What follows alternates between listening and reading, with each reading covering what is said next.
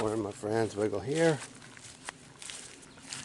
I'm going to show you use for these old, worthless, pressure-treated landscape timbers that they get too rotten to use, but then you don't want to burn them because they have poison in them. You don't want to put them in the landfill. If they have any structure left to them, I'm using them under my hay bales. You see over there. So I'm going to, you put two of them, 2 feet apart or whatever, and you set hay bales on them.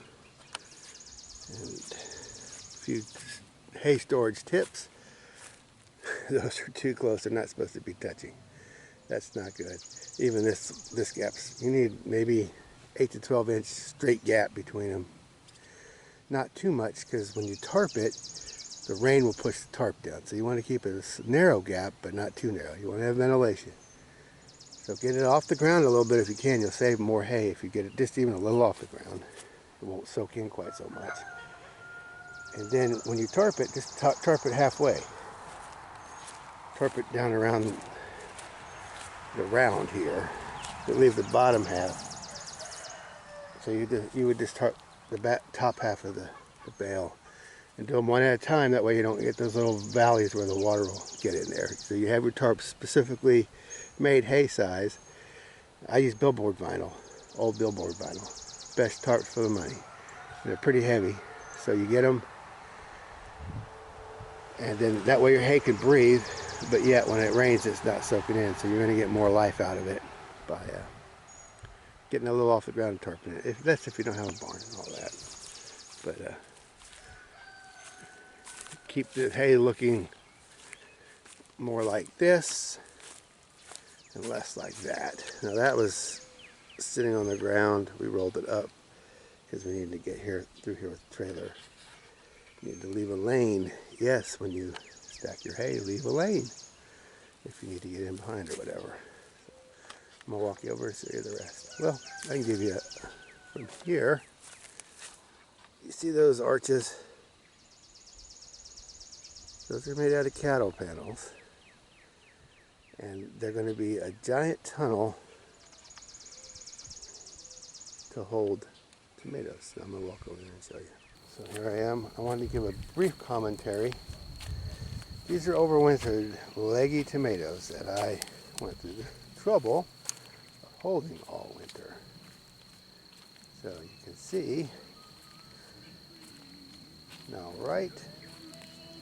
you want to guess where we change over to the nursery stock that I bought this year. 4 packs of little seedlings, 4 for $3.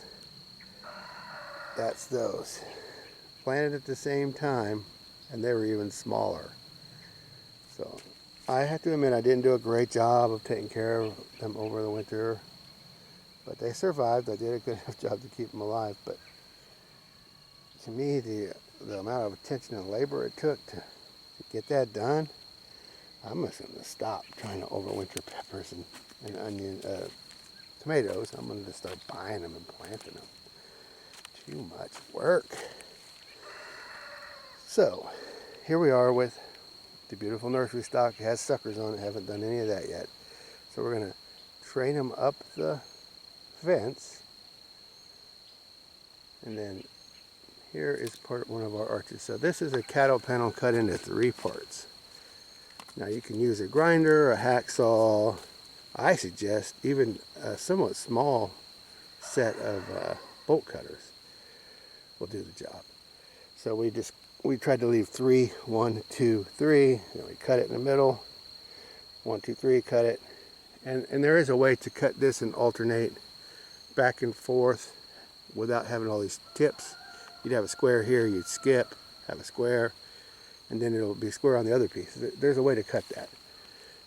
Kind of along the idea of what this is broken or cut or whatever. But you could do that back every other one. So I get 3 arches out of 1 cattle panel. Now I already had 5 of these just been laying around from when I cut them in the past, and there's probably some more around that I just can't find. And I said, well, if I was going to do regular size panels, 4, 8, this would be 3.5 panels just to get where I'm at here. 3.5 panels, and I got it out of 1, approximately. Depends how you count it, where you start and all that. But anyway, this is only like 5 panels, and this is at least 100 feet or whatever. I'd have to count it. But you do lose the panel. You're not going to be able to use it anymore, except, you know, you lose the full panel. So you have to decide whether it's worth it. And they're up to, like, around here, they're $36. They used to be 20 bucks. They've gone sky high. They're thinner and they're more expensive. But at any rate, those are kind of like the arches for this to happen. So this is all sawmill scrap. I think you could use, I mean, ideally, if you want to really keep this up for a long time, get that galvanized 1/2-inch EMT electrical conduit. That stuff will last forever outside. It's very tough. And you can make it really strong, and you could probably do bigger spacing and stuff like that. You could use just 2x4s. You could probably use branches. You could probably just use whatever you can afford to use, and then whatever you have locally available, or you just buy all new. You know, and if I had an infinite amount of money to throw at this, I'd probably use a bunch of EMT 1/2-inch. I really like that stuff. And this would almost be like a high tunnel.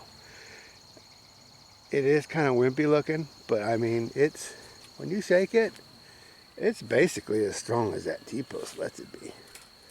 So, you know, the floppiness is from the T-post, and we could have gone deeper. I only just hit the anchor and stopped. You can pound them in more. I'm honestly not too worried about losing this, because the idea is just to have the tomatoes growing up and over. So I'm going to use the tomatoes, and I do have basil interplanted right now. And on this end, I put squash in. The vine zucchini squash with a solid stem,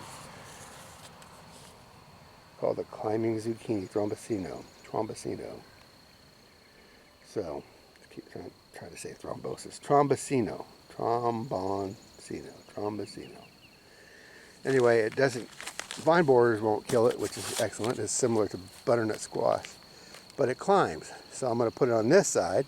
I put 3 seeds in, made a little depression, as close to the lattice as I could, and then I'm going to grow them up on this side. They're just going to go up here, and I'm going to leave an opening here, because this is the opening. Let me come around. The opening west is over this way. So the point would be is that you're going to get sun in here on the tomatoes later in the day. You don't want to shade everything out. So I'm thinking my little bed, parts of bed that got covered, might even benefit from that shade. So we'll see how it goes. I probably wouldn't want to make a solid wall to the west, depending on how much sun you got in the morning, but you want to make sure you're getting sun in here on the back side of your Captain Skippy. So